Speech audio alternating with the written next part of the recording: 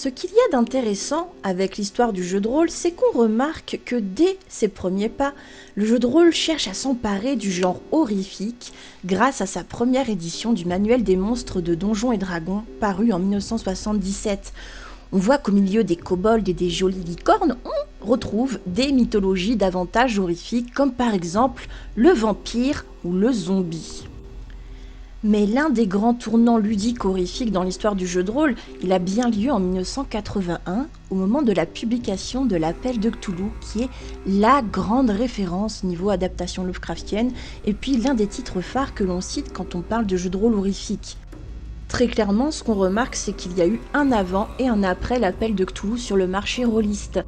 Aujourd'hui, quand on regarde en arrière et qu'on voit un petit peu toute la production ludique dérivée de l'œuvre de Lovecraft, ça donne un petit peu le vertige, quoi. Trail of Cthulhu, Cthulhu Dark, Cthulhu Hack, Pulp Cthulhu, Arctoon Cthulhu, bref, il y en a une quantité incroyable. Bref, on en aura vraiment bouffé à toutes les sauces de l'horreur à la Lovecraft, de l'horreur dite indicible avec des motivations qui dépassent notre entendement de petit humain. Et je dis ça, ce n'est pas vraiment un reproche, parce que moi j'ai vraiment investi sur la dernière campagne des 12 singes, là, la lisière, Cthulhu Hack, j'ai pris le coffret collector, quoi, j'ai lâché un max de blé pour pouvoir y jouer, donc je suis le public de Lovecraft et j'ai pas de souci avec ça, mais le souci c'est que ça sent un peu le renfermer dans le genre horrifique rôliste, en dépit de quelques perles du coup, parce qu'on reste un petit peu sur le même ton. Alors je dois avouer, en 2020, quand on a la publication de Väsen par Fria Ligan, le fameux éditeur suédois dont les JDR sont traduits et publiés en France par Arcane Asylum, ça fait un petit peu du bien, quoi. Pourquoi ? Parce qu'on va être sur une horreur dite folklorique qui va mêler du merveilleux et de l'horreur et qui va prendre racine dans les croyances populaires scandinaves.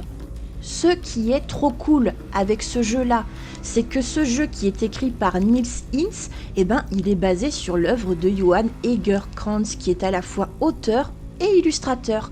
Et le mec, à la base, c'est un grand amoureux du folklore nordique. Et il avait déjà consacré un livre appelé Väsen, dans lequel il avait fait des illustrations magnifiques avec des petits textes d'ambiance pour le présenter au grand public. Et donc, le titre du jeu de rôle Väsen reprend également le titre de ce livre qu'avait déjà produit Johan Egerkrans.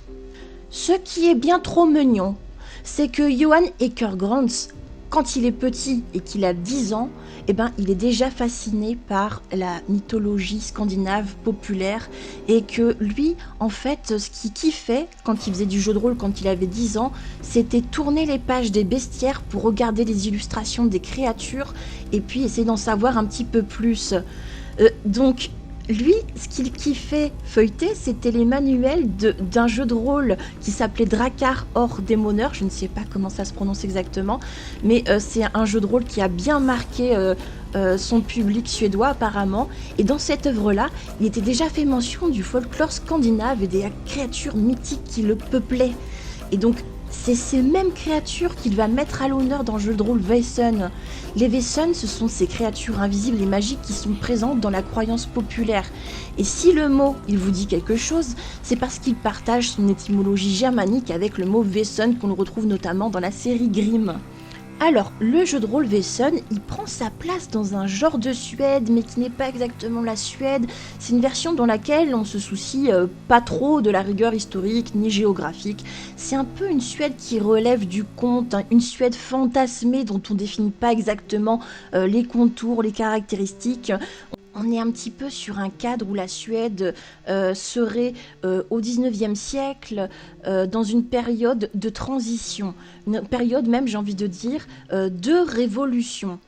Pourquoi de révolution ? Parce que le XIXe siècle, c'est le siècle des révolutions industrielles, culturelles, identitaires. Il faut savoir que jusqu'au XIXe siècle, l'Europe est en grande majorité rurale. Par exemple, si je prends l'exemple de la France, on sait qu'on avait alors à peu près 80% de paysans en France. Et on va voir qu'avec la révolution industrielle, on va assister à la naissance de la classe ouvrière et on va assister aussi à un désenchantement progressif du monde. Et oui, parce que le 19e siècle, c'est aussi le siècle bourgeois puritain, avec une culture des élites qui va venir écraser celle des masses populaires. Et oui, petit à petit, le peuple il va se détacher de certaines superstitions et aussi de ce que Eugen Weber désigne dans son essai La fin des terroirs comme étant les folles croyances. Alors qu'est-ce qu'on met derrière cette expression ? Eh bien ça va être toute la croyance en des créatures comme les loups-garous, les sorcières, mais aussi les magies un petit peu genre amulettes. Et que ce soit en France, en Suède ou ailleurs en Europe, on va remarquer quelque chose, c'est qu'avec l'exode rural, eh bien, ils vont être soumis au même phénomène. On va troquer sa tenue de paysan pour celle d'ouvrier, on va troquer les champs pour l'usine, et aussi, on va troquer les croyances pour la science qui vont venir de plus en plus expliquer l'origine des phénomènes qui ne sont pas compréhensibles à la base par les paysans et qui tentent de trouver une explication dans la magie, dans le surnaturel au départ, dans leur quotidien.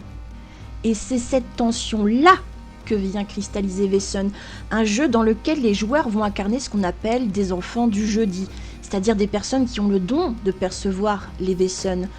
À ce titre, on peut rapprocher le jeu de Everyday is Halloween de Patrick Crespi, dans la mesure où, pareil, on a un cadre industrialisé récemment, avec d'un côté des personnes qui ne perçoivent pas les terreurs et merveilles qui hantent le monde, et d'un autre, ces humains qui sont pris entre deux mondes, entre le merveilleux et le rationnel. Ce sont quelque part des personnes qui sont marginalisées à cause de leur clairvoyance et puis qui ne sont jamais tout à fait chez eux, que ce soit dans le monde des Wesen ou dans le monde des humains. On a des espèces de transfuges de classe qui ont un pied à la fois dans un monde et dans l'autre, dans les croyances rurales et qui en même temps peuvent faire preuve de doute rationnel. Et dans Everyday is Halloween, le truc s'est complètement pété, l'univers c'est complètement fantaisiste, alors que dans Wesen on est sur quelque chose de plus subtil, avec parfois une approche purement fantastique où on invite le MJ à jouer sur le doute quant à l'origine de certains phénomènes. Autre grosse différence quant à l'origine du don, dans Everyday is Halloween, les mecs, ils ont le don de percevoir les créatures de la nuit parce que ce sont les 7e fils d'une fratrie. Or là, on obtient ce don de clairvoyance parce qu'on a été victime d'un traumatisme d'ordre surnaturel, ce qui ajoute une profondeur dans le background. Et on va le voir, tout cela est extrêmement bien articulé dans le système de jeu dont on va parler dès à présent un peu plus en profondeur. Et oui, Jamy.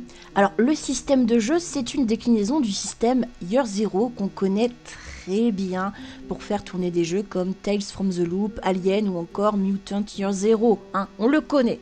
Là, ce qui va être intéressant, c'est un petit peu les adaptations qui sont faites par rapport à Wesen pour coller à l'univers. Donc on est invité à donner de la profondeur à notre personnage à travers des sombres secrets. Bon, ça c'est quelque chose de classique qu'on retrouve déjà par exemple dans Cult, les sombres secrets. Le traumatisme dont on a parlé un peu plus tôt qui est à l'origine de notre don de clairvoyance. Et puis on nous demande de nous trouver une motivation. Qu'est-ce qui nous pousse à chasser partout dans la Scandinavie ces Wesen. Et voilà, on nous demande aussi, petit élément que j'aime bien, de tirer au dé pour obtenir ce qu'on appelle un objet fétiche. Alors l'objet fétiche, ça peut être un violon, un crâne de singe ou encore une rose rouge séchée. Vous avez plein de propositions dans un tableau qui est très bien fait. Et ce que j'apprécie énormément, c'est que cet objet-là qu'on nous fait tirer au dé, cet objet fétiche, c'est qu'il a un intérêt dans la mécanique. C'est pas juste un truc qu'on écrit sur notre fiche de personnage. Ah ouais, moi j'ai une boussole héritée de mon grand-père avec une photo de lui dedans. Voilà, c'est mon petit objet à moi. Non, c'est un intérêt. Ça va permettre par exemple d'éliminer ce qu'on appelle des états chez le personnage. Les états, c'est des genres de blessures ou des malus qu'on s'est pris dans la gueule au cours de conflits avec des Wesen. Et donc, en justifiant l'usage de l'objet fétiche au cours d'une scène, eh bien, on peut se guérir, se protéger de ces effets négatifs-là. Ce que je kiffe également au niveau de l'XP, c'est qu'on gère ça avec des questions en fin de séance. Et ces questions-là, elles vont vraiment orienter notre manière de jouer puisqu'elles vont couvrir aussi bien le scénario avec des questions sur la découverte des Wesen. Est-ce que tu as découvert un Wesen pendant ce scénario ? Est-ce que tu as interagi avec lui ? Est-ce que aussi ça va orienter notre background, le fait qu'on joue notre background, parce qu'on a une question sur est-ce que ce scénario-ci, ton sombre secret t'a affecté. Donc ça nous incite vraiment à rentrer dans notre rôle de chasseur qui se dresse entre les Wesen et les humains aussi, parce qu'on nous demande est-ce que tu as protégé quelqu'un, ce genre de choses, enfin, si on a développé notre QG. Car oui, dans Wesen, les joueurs ils appartiennent à une société, et cette société-là, elle a un QG. Ce QG, c'est un château qu'on va pouvoir customiser à la fin de chaque mission. Pareil, ça va être des points qu'on obtient en répondant à des questions. Un point par réponse, si on a réussi par exemple à créer des relations importantes et tout ça, on va débloquer un petit pool de points qu'on va pouvoir répartir pour débloquer des zones qui vont nous permettre d'obtenir des bonus ou d'obtenir du matériel supplémentaire. Et parmi les questions qu'on nous pose afin d'obtenir ces points pour améliorer notre QG, il y a une question très sympa sur est-ce que tu as ramené en gros des curiosités de tes voyages. Donc ça peut être des livres de magie, ça peut être un objet un petit peu insolite, ce qui fait qu'en fait on se constitue un espèce de cabinet des curiosités à l'intérieur du château qui va être un petit peu représentatif de chaque mission qu'on va accomplir au cours de nos périples. Mission au passage qu'on appelle les mystères. J'ai parlé un peu plus tôt d'améliorations qu'on pouvait débloquer grâce à nos ressources obtenues à la fin des scénarios. Eh bien, par exemple, je vais en donner quelques-unes d'améliorations. Le pavillon au papillon, qui est une zone qu'on peut débloquer, ça va permettre par exemple d'éliminer 2 états mentaux à un joueur qui jouerait une scène dedans. Donc pour rappel, les états, ce sont des malus qu'on se prend dans la gueule. D'autres lieux également permettent de fabriquer des objets magiques ou encore de forcer des tests afin de ne pas avoir de soucis lors de récupération de santé ou ce genre de choses. Alors, petit plaisir, certains lieux sont des endroits à découvrir sous conditions de ressources ou de composition de l'équipe de chasseurs.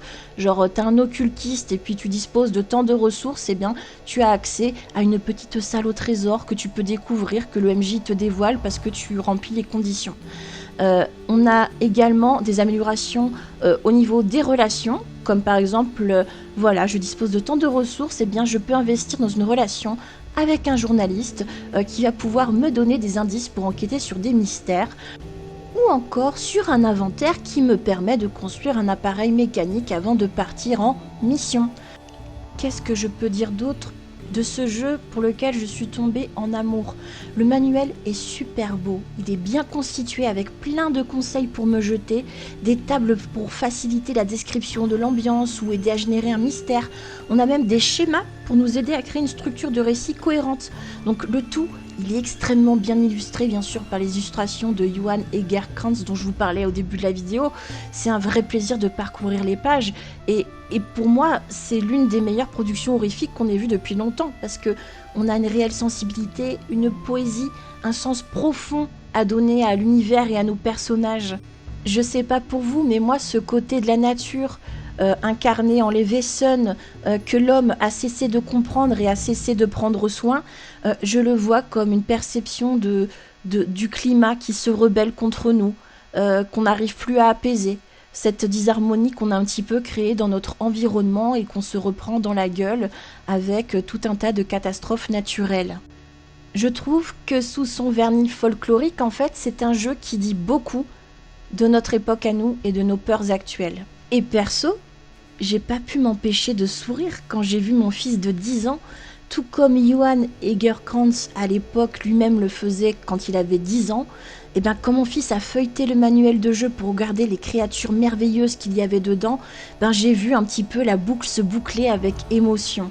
Je me suis dit peut-être que lui aussi, plus tard, créera un petit bestiaire qui fera à son tour rêver d'autres enfants. Voilà, c'est tout pour moi. J'espère que cette vidéo vous aura plu et puis que je vous aurai un petit peu transmis de mon amour pour Wesen. On se retrouve très prochainement sur une vidéo qui parlera de Marchebranche, le nouveau jeu de rôle de Thomas Munier. Thomas Munier dont je suis maintenant le travail depuis une dizaine d'années et qui ne cesse de me surprendre. A très bientôt, prenez soin de vous, ciao!